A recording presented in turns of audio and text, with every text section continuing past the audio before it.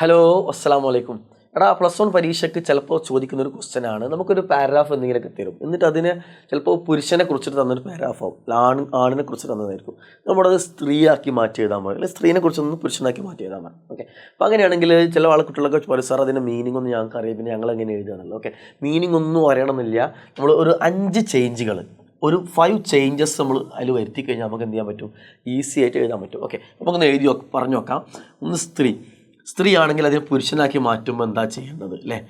ഇനിയോ പുരുഷനെ കുറിച്ച് പറഞ്ഞ സെൻറ്റൻസിൽ സ്ത്രീയാക്കി മാറ്റുമ്പോൾ എന്താ ചെയ്യേണ്ടത്? ഓക്കെ, അപ്പോൾ സ്ത്രീയെക്കുറിച്ച് എഴുതുന്ന സെൻറ്റൻസിൽ ഒന്നാമത് ചേഞ്ച് ഇതാണ്. ഹിയ എന്നായിരിക്കും എന്ത് ചെയ്യുക, ആ സെൻറ്റൻസിൽ ഉണ്ടാവുക അവൾ എന്ന് പറയാൻ അല്ലേ. അപ്പോൾ നമ്മൾ എന്ത് ചെയ്യണം, നമ്മൾ അതിൽ അവൻ എന്ന് പറയാൻ വേണ്ടി ചേർക്കേണ്ടത് എന്താണ്, ഹുവ എന്നാക്കണം അല്ലേ. എങ്കിൽ ഹുവുള്ള സെൻറ്റൻസിനെ നമ്മൾ എന്ത് ചെയ്യണം, ഹുവുള്ള സെൻറ്റൻസിനെ ഹിയ ആക്കി മാറ്റണം കേട്ടോ. ഇവിടെ ഹുവ വന്നു അല്ലേ, ഇവിടെ ഹി ആക്കി മാറ്റി എഴുതി. അങ്ങനെ ഇവിടെ ഹുവ വരുന്നു, ഈ ഹുവകളൊക്കെ എന്ത് ചെയ്യണം, ഹി ആക്കി മാറ്റി എഴുതാം. ഓക്കെ, രണ്ടാമത് ചേഞ്ച് എന്താണെന്നറിയോ, അതിൽ പിന്നെ പുരുഷനെ കുറിച്ച് പറഞ്ഞതിൽ രണ്ടാമതൊന്നുണ്ടാവും, അവൻ്റെ എന്ന് പറയാൻ വേണ്ടി ഹു അല്ലെങ്കിൽ ഹി എന്നൊക്കെ കൊടുത്തിട്ടുണ്ടാവും. അതിന് നമ്മൾ എന്ത് ചെയ്യണം, ഹ എന്നാക്കി മാറ്റണം അല്ലേ. ഇവിടെ നോക്കി നിങ്ങൾ ഇങ്ങനെ വരുന്ന സമയത്തുണ്ടാവും ഉസ്രത്തി ഹി ഉണ്ടാവും, ഉസ്രത്തുഹു എന്നുള്ളത് ഉസ്രത്തി ഹ എന്നാക്കണം, വാലിദഹു എന്നുള്ളത് വാലിദ ഹ എന്നാക്കണം, ഉമ്മഹു എന്നുള്ളത് ഉമ്മ ഹ എന്നാക്കണം കേട്ടോ.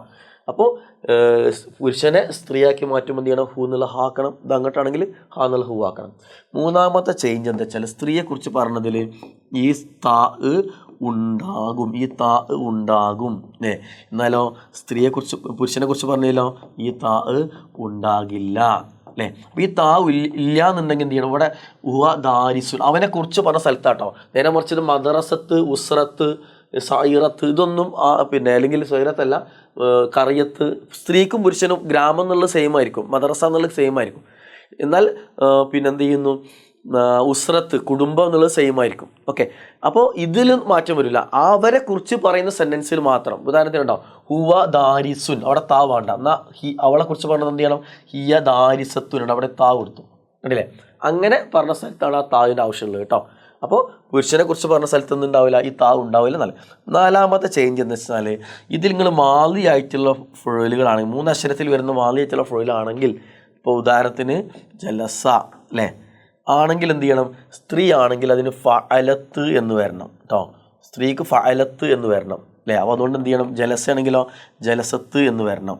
എന്നാൽ പുരുഷനാകുമ്പോൾ എന്ത് വേണ്ട, പുരുഷനാകുമ്പോൾ എന്ത് മതി, ഫഅല എന്ന മോഡൽ, ഉദാഹരണത്തിന് ജലസ എന്ന് മാത്രം മതി. ഓക്കെ, ക്ലിയറായോ? അപ്പോൾ ജലസ എന്ന ഫഅല എന്നുള്ള മോഡലിലെ ഫൊയിലുകൾ അത് സ്ത്രീയാക്കി മാറ്റുമ്പോൾ എന്ത് ചെയ്യണം, ജലസത്ത് എന്ന് എഴുതണം. ഉദാഹരണത്തിന് ഇതിൽ വരുന്നുണ്ടോ, ഇതിൽ വരുന്നില്ല. ഓക്കെ, ഇതിൽ ഈ എക്സാമ്പിളിൽ മാലി ആയിട്ടുള്ളത് വരുന്നില്ല. ഓക്കെ, അപ്പോൾ ഇപ്പോൾ ഇവിടെ എദുർസുന് പകരം ദറസ ആയിരുന്നെങ്കിലോ, ഇവിടെ ദറസ എന്നായിരുന്നു വിചാരിക്കുക, ദറസ എന്നാണ് പുരുഷനക്ക് പറയാം. അതേ വാക്ക് സ്ത്രീയാക്കി മാറ്റുമ്പോൾ എന്ത് ചെയ്യണം, ദറസത്ത് എന്നാക്കണം കേട്ടോ, ഒരു ത് കൊടുക്കണം, മാലി ആയിട്ടുള്ള വാർഡാണെങ്കിൽ.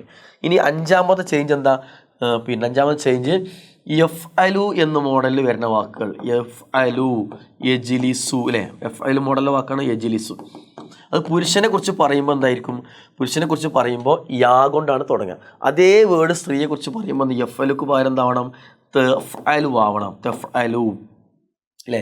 ഇപ്പോൾ യജിലിസു ആകുമ്പോൾ എന്ത് ചെയ്യണം, തെജിലിസു ആവണം. ഓക്കെ, അപ്പോൾ നിങ്ങൾ നോക്കൂ, ഇവിടെ നോക്കാൻ മനസ്സിലാവും. യദുറുസു നമ്മൾ തെദുറുസു ആക്കണം അല്ലേ, തസ്കുനു ആക്കണം. ഓക്കെ, തുക്കിരിമു ആക്കണം അല്ലേ. ഇനിയോ തുഹിബു ആക്കണം. ക്ലിയർ ആയല്ലോ. അപ്പോൾ ഈ രീതിയിൽ ഇനി മുലാരി ആയിട്ട് വരുന്ന വാക്കൊക്കെ പുരുഷക്ക് യാ കൊണ്ടാവും തുടങ്ങുക, സ്ത്രീയാക്കി മാറ്റുമ്പോൾ താ കൊണ്ടാക്കുക, സ്ത്രീയെ കുറിച്ച് പുരുഷനാക്കി മാറ്റുമ്പോൾ എന്ത് ചെയ്യണം, താ കൊണ്ട് തുടങ്ങുന്നത്.